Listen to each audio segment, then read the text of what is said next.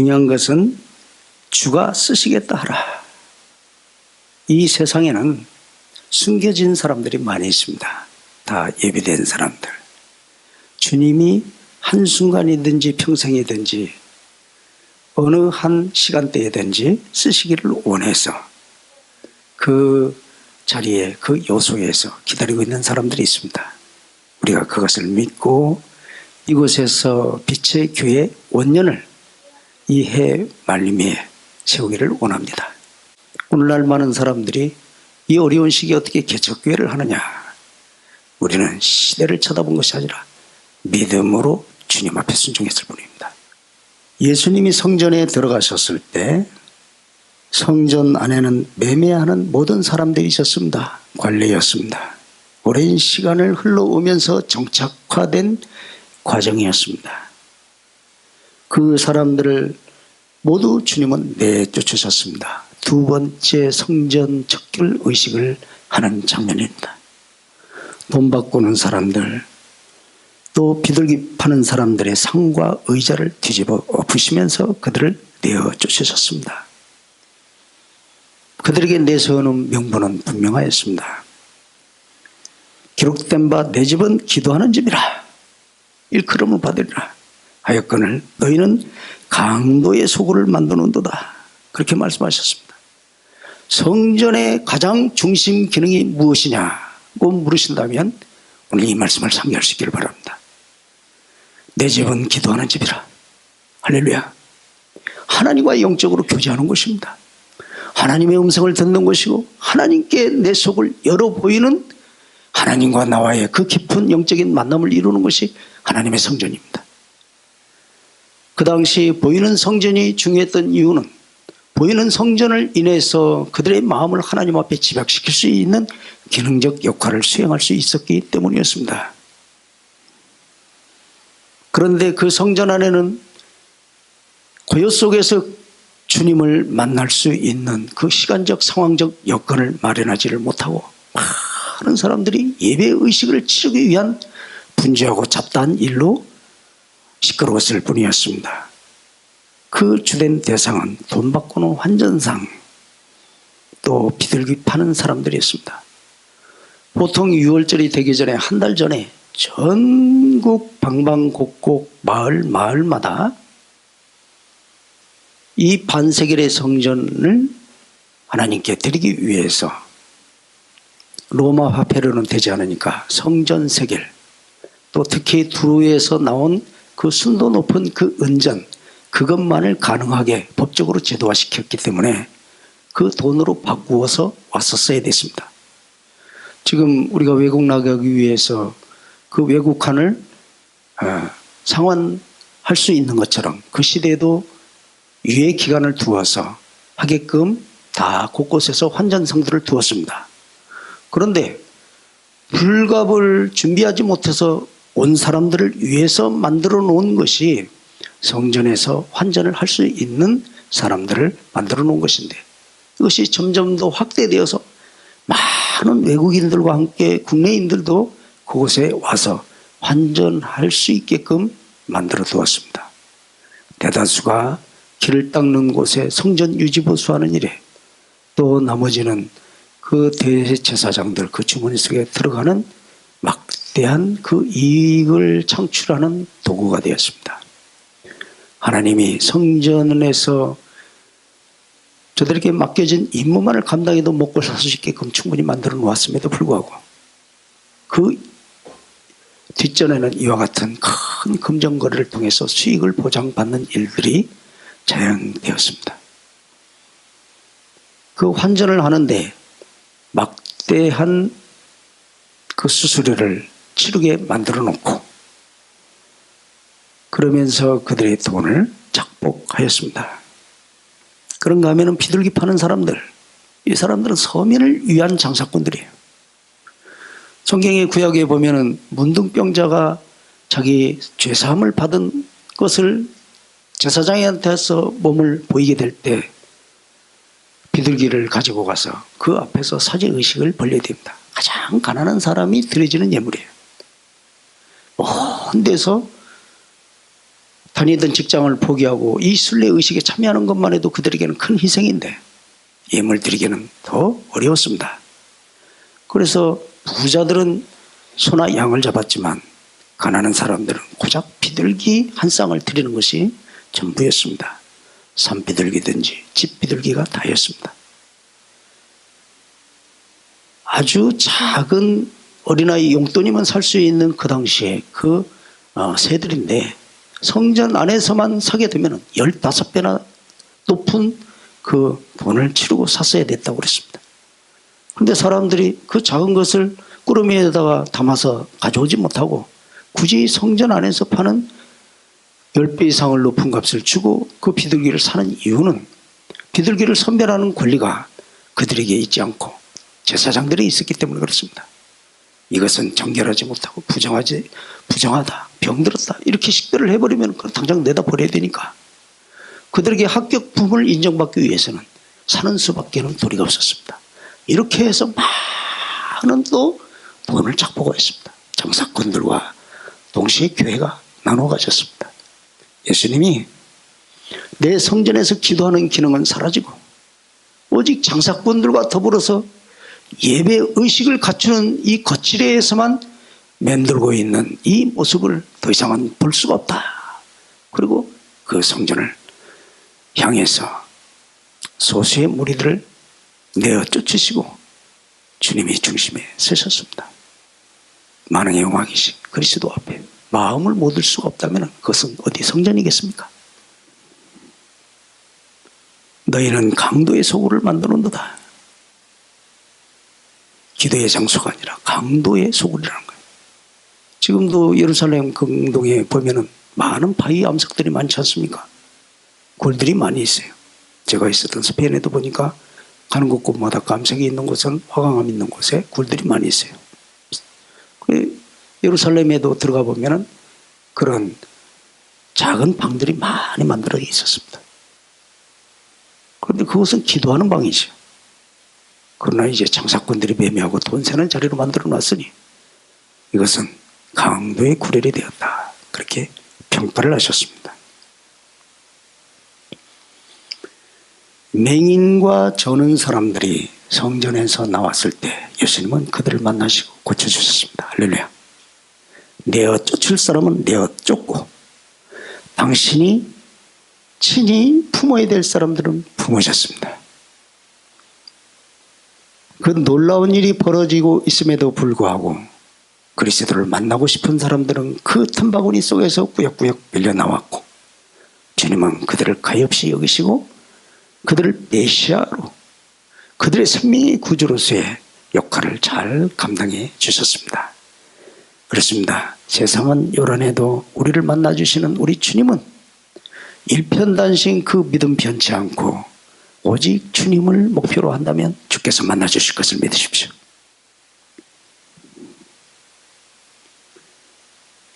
대제사장들과 서기관들이 이 모습을 쳐다보고 이상한 일이라고 말했습니다. 그렇습니다. 같은 종교적인 일을 직업적으로 하고 있는 이 사람들 눈에 봤을 때는 이상한 일이었어요. 관례대로 하지 않는다는 얘기죠. 그렇습니다. 한번 첫걸음이 잘못 내어딛게 되면은 둘째 그 발걸음 세 번째, 네 번째, 그 다음에 멀리 장거리까지 가면서 자기가 어디가 잘못됐는지를 모르는 법이에요.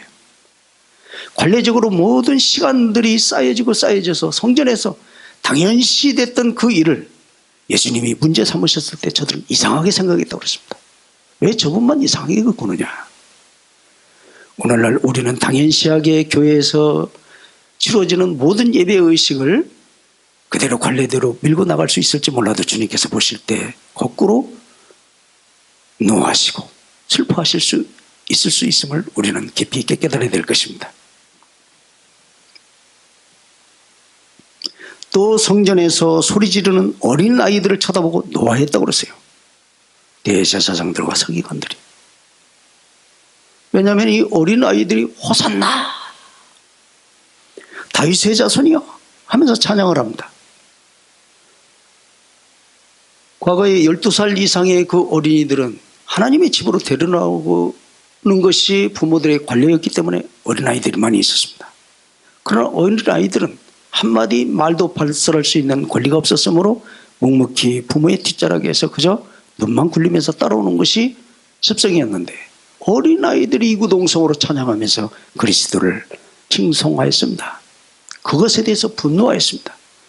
어디 애들 떠드는 이 소리가 이것이 마땅하냐? 하나님의 성전에서 그렇게 물어봤던 것입니다. 그래서 예수님께 힐문했습니다. 이 말을 당신이 지금 듣고 있느냐고 물어봤을 때 예수님이 뭐라고 그랬습니까? 그렇다.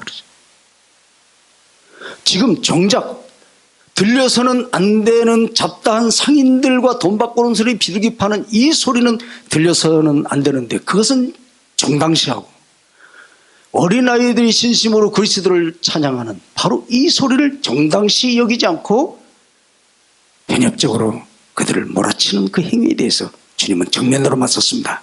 그렇다. 내가 듣고 있다. 당연하다고 그랬습니다.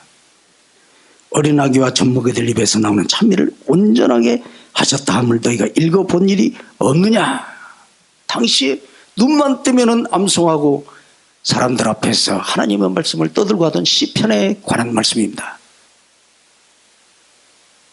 8편 8절에 있는 말씀을 그대로 인용하시면서 읽으면서도 너희들은 헛소리 하는도다. 그렇게 말을 했습니다. 그렇습니다. 우리는 이 땅에서 동상이몽이라고 하는 말을 많이 합니다. 같은 자리에 있으면서 다른 것을 꿈꿉니다. 그리스도와 이 세속적인 가치에 눈이 어두웠던 대제사장들과 서기관들은 판이하게 달랐습니다. 그들은 불협화음을 음악처럼 듣는 이상한 귀가 형성이 되었고, 불운하는 것을 건전하게 쳐다보는 잘못된 그 눈을 열었습니다. 주님을 만나서 평생 눈을 감고 살다가 바른 광명의 빛을 본 이 맹인보다도 못한 눈을 그들은 가지고 있었고, 평생 절렁거리다가 주님을 만나서 온전한 신체를 유지하는 바른 걸음으로 걷는 그들하고는 달리 그들은 평생을 기웃뚱거리면서 바른 것 같으나 왜곡된 길을 걸어가는 그 사람들이었습니다. 영적인 가치관이 달랐기 때문이었습니다. 주님은 더 이상 그들과 대립하지 않고 곧바로 성 밖으로 나가셨습니다. 섞일 수 없는 사람과는 함께 있을 수 없기 때문이었습니다. 그들을 떠나, 그들이 누구입니까?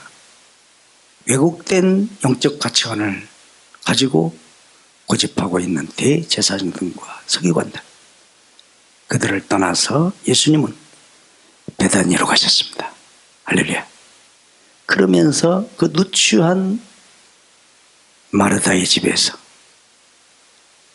그를 그렇게 극진히 섬기고 아끼는 그 두 자매가 있는 곳에서 주님은 유숙하시면서 당신의 십자가 지실 날의 시간을 하루하루 탕감하면서 그 날짜에 임박하시기에 그곳에 머무르셨습니다. 오늘도 마찬가지입니다. 주님 오실 날이 가까워지고 있는데 주님은 당신의 마음을 어디에다 두고 있느냐? 화려한 교회에 있지 않습니다.